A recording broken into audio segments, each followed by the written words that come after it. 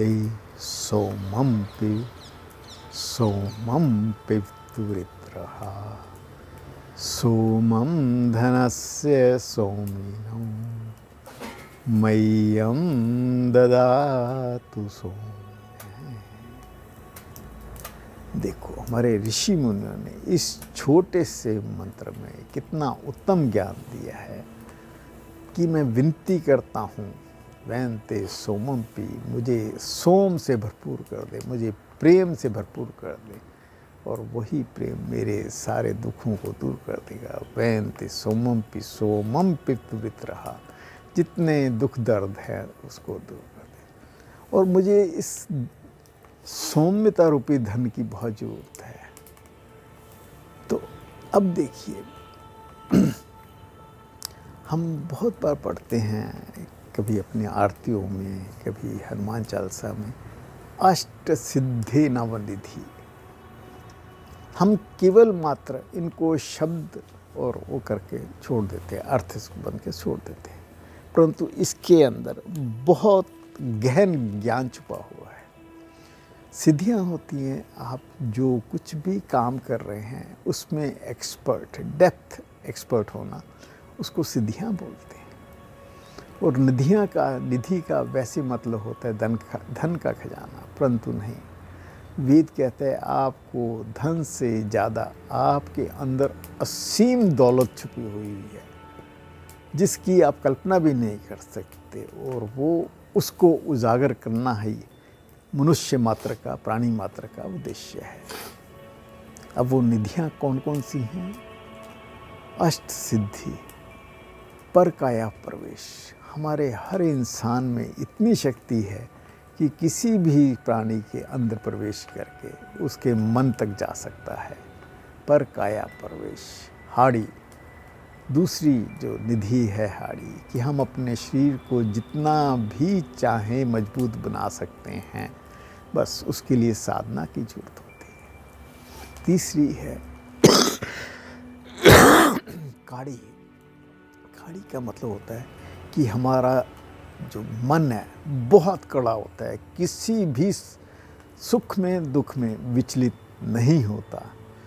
अब देखिए, ये एक निधियाँ हैं, शक्तियाँ हैं जो कि हर के अंदर विद्यमान है। उसके नेक्स्ट शक्ति है वायु गति।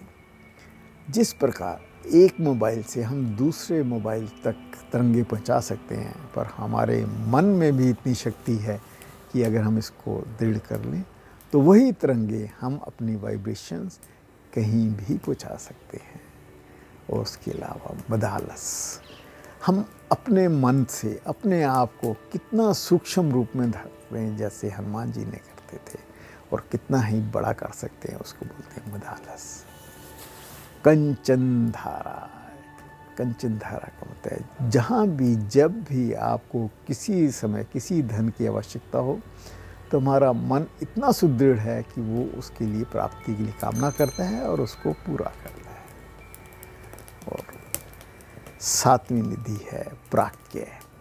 हम किसी भी बंजर चीज़ को उपजाऊ बना सकते हैं। इवन हमें इनफर्टिलिटी केस में भी ये है, अगर आप अपने मन को सुदृढ़ करें तो आपके अंदर वो शक्ति अपने आप पैदा हो जाती है। और आठवीं शक्ति है कि हम अपने शरीर में इतनी ऊर्जा भर सकते हैं, जिसको बोलते हैं हम सूर्य से वो ऊर्जा अपने अंदर ग्रहण करने सकते हैं। ये भी शक्ति हमारे अंदर है। और सबसे नौवीं निधि है कि मृत संजीवनी विद्या, कि हमारे हर एक के अंदर अपनी आत्मा में, अपने मन में इतनी शक्ति है, अगर हम इसको उजागर करें तो बड़े से बड़े काम कर सकते हैं, यहाँ तक मृत व्यक्ति को भी हम जीवित कर सकते हैं।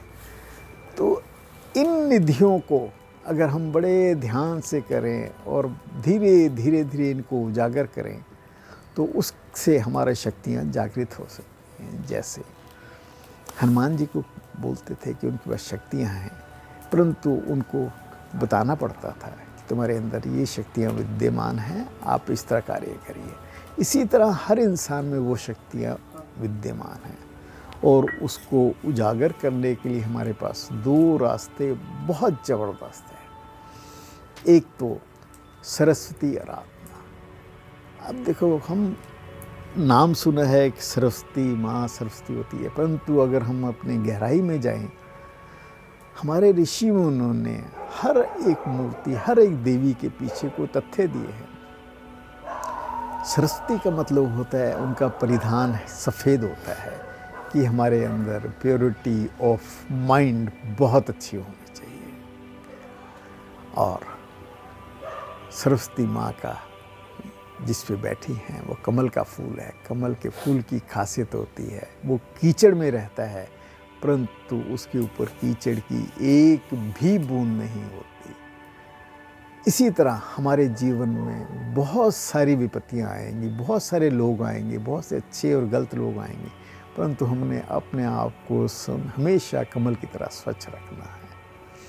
और तीसरी उसमें एक बहुत बड़ी खासियत है, उनका वाहन हंस है। हंस में क्या क्वालिटी होती है कि हंस दूध और पानी के मिश्रण में से दूध को अलग कर सकता है। हमने संसार में आने के बाद अपने पास जो भी त्रुटियां हैं, जो भी गलतियां हैं, उनको नहीं ग्रहण करना, परंतु अच्छी चीज़ों को ग्रहण करना है। और इन सब के होने के बाद हमारा जो वाणी है वो वीणा की तरफ होनी चाहिए, क्योंकि उनके हाथ में वीणा है। वीणा का मतलब हम अपनी वाणी को इतना मोहक बना लें कि दूसरे वाला अपने आप सम्मोहन में फंस जाए। ये तो हमारा सरस्वती माँ का हमारा ज्ञान है। और इसके अतिरिक्त हम अपने चक्रों को जागृत करते हुए, अपने अंदर की शक्तियों को जागृत करके इन नवनिधि को बहुत आराम से पा सकते हैं, परंतु उसके लिए वही है, प्योरिटी ऑफ माइंड होगी। जब प्योरिटी ऑफ माइंड होगी तो पीस ऑफ माइंड होगी, और हमें निधियाँ अपने आप प्राप्त होने से शुरू हो जाएगी। तो आइए क्यों ना हम अपने भारतीय वेदों की तरफ चलते हुए इन शक्तियों को, जो कि हर इंसान में विद्यमान है, जागृत करने की हमेशा कोशिश करें। ओम शांति।